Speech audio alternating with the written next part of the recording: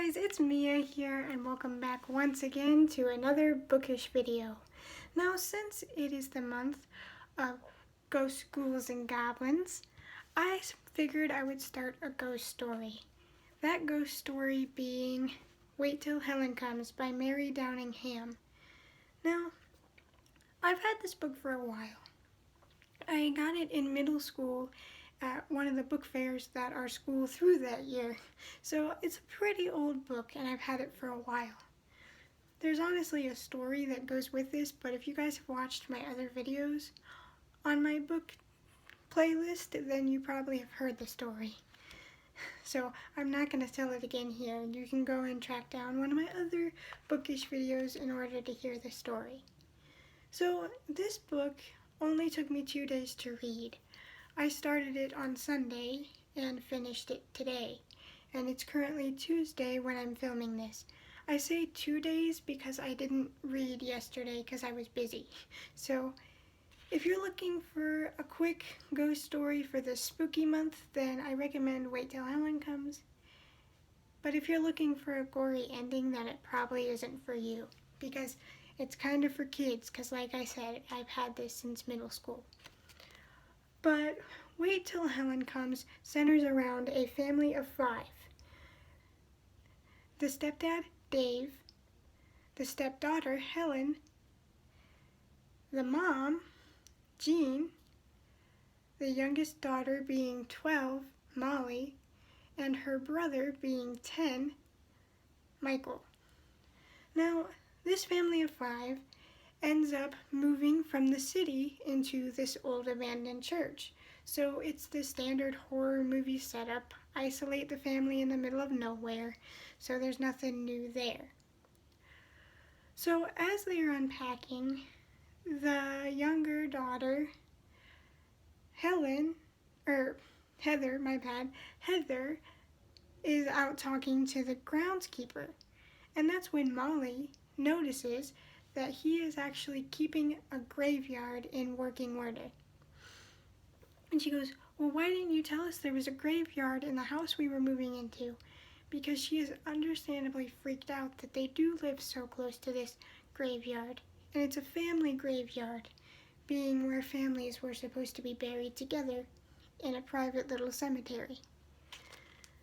But Heather kind of picks on Molly, saying, haha, Molly's afraid, and she's only 7 years old. Plus, she kind of torments Michael and Molly and their mom because she thinks that they took her daddy from her. So she's kind of resentful of them because she's afraid that her dad won't love her anymore because he has them to love now. He won't need her. So she lashes out at Jean, Molly, and her brother Michael. So they don't like her much because she's constantly trying to get them in trouble and constantly being a brat. And so as they're sitting in the cemetery, Heather says, hey, this gravestone has my initials on it, which, creepy, just gonna say, I would not want to find a gravestone with my initials on it and nothing else, just saying. But then the groundskeeper goes, no one would bury a grave right next to a tree, not with all the roots. And she goes, I swear, there's a grave over here and it's got my initials on it, H-E-H. I can't remember her full name, but it had her initials on it. So the groundskeeper comes over and goes, there is a grave here. I wonder whose it is. And they kind of let it go, and he says, stay away from that tree, stay away from the weeds. There could be cottonhead snakes and poison ivy. You don't need to be playing around here. And Heather, being her bratty little self, says, you're not my dad, you're not my boss. I'll play here if I want to play here. But then after that, the subject was dropped and they all go home. And nothing much comes of it about it. They finish moving in and that's that. or so we all thought. So one day, while Dave was making pottery and Jean was painting, she told Molly to keep an eye on Heather because she's the youngest at 7 years old and she doesn't need to be roaming the huge amount of land they have by themselves.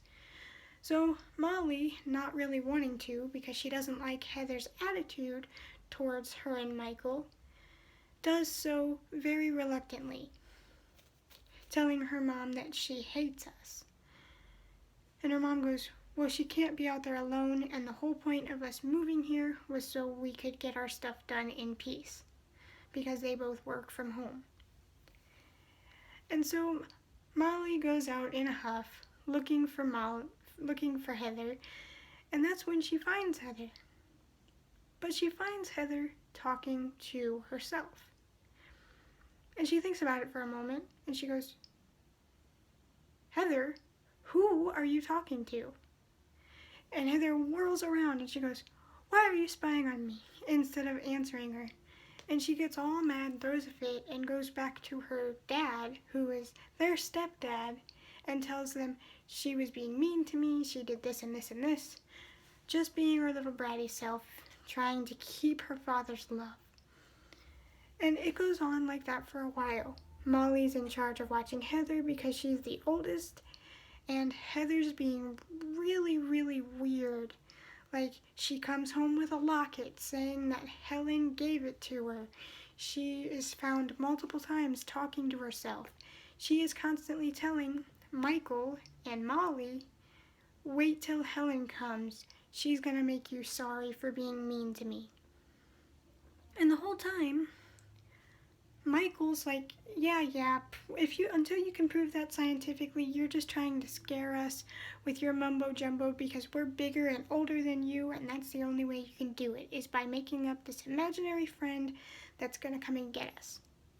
Meanwhile, Molly is sitting there like, I saw someone with Heather the last time I went out with her. There was someone standing there this last time. I didn't see anyone the first time, but this time there's someone there. And Michael, being the scientist he thinks he is, doesn't believe Molly. He says he's just trying to fuel her imagination and making things worse by going along with her stories. But Molly is insistent that not only did she see someone with Heather talking to her, I just spit everywhere, with Heather talking to her, but she heard it. And she is terrified because of this, because Heather keeps saying, you'll be sorry when Heather comes. Heather's gonna make you, you'll be sorry when Helen comes. Helen's gonna make you sorry. Meanwhile, her brother's ignoring it and Molly's freaking out. And that's how the story continues. And they end up going to the library because Molly wants answers about this Helen and this grave that was by itself and isolated from the others. And it turns out that a little girl and her family died in a house that was by a pond on their property.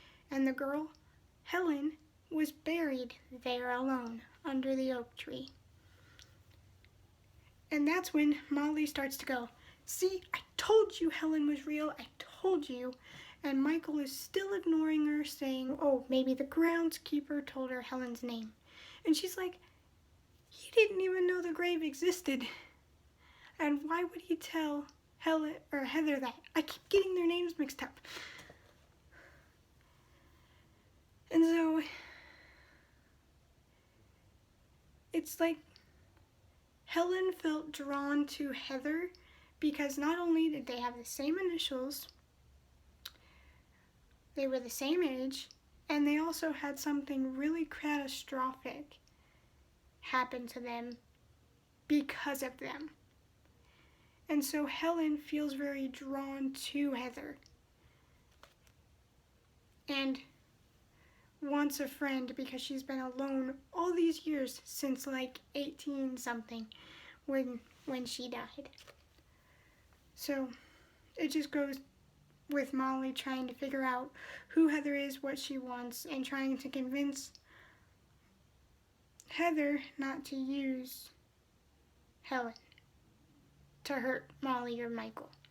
So, like I said, this is a really short story. Other than the constantly used fact of the people living in the city and then suddenly moving smack dab into a creepy house in the middle of nowhere, it's a pretty good story. But like I said, if you're looking for a gory, terrifying end, then you're not going to get it because it is a kid's book. But it's still a good ghost story besides that. And I put it away, but next, probably tomorrow, which is Wednesday for me by the time you guys see this, it won't be Wednesday. But Wednesday, I am going to start the first collection of the Creepypasta Stories collection put together by Mr. Creepypasta and a few Creepypasta writers. So, what are you guys reading for spooky month? Put it down in the comments and let me know. And as always, I hope you guys enjoy your reading. Bye, guys.